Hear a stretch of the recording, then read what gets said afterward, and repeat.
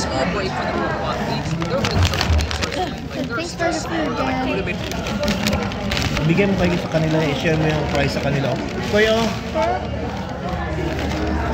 My dad looks share na lang kayo. Kaya sa atin. Ano yan, i-shake pa, hindi na. Shake.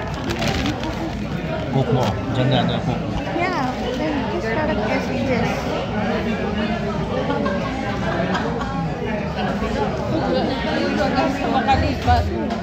Para i-serve ang isa sa mga complimentary service na mula sa St. Peter Lifeline and Chapel. Hindi po siya kasama sa package ang program po na tribute. However, na mula po sa Boro family. And after that, continue po tayo sa testimony ni Ma'am Helen Grace Abondo na kanyang ikasyam na anak.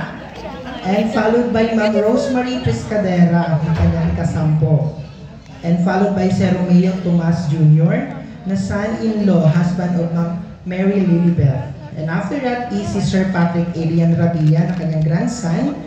Ma'am Victoria Nicolette, yung flower offering po na dito po yun, nakaprepare na yung flower, and every one of you are encouraging, are inviting para magbigay mag-offer po dito sa casket ni Ma'am Zinaida. And after that is the announcement for interment at pasasalamat na ibibigay ni Ma'am Helen Grace Abando.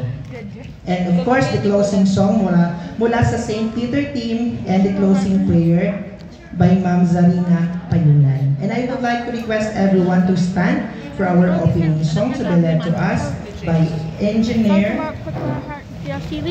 Joseph Franco.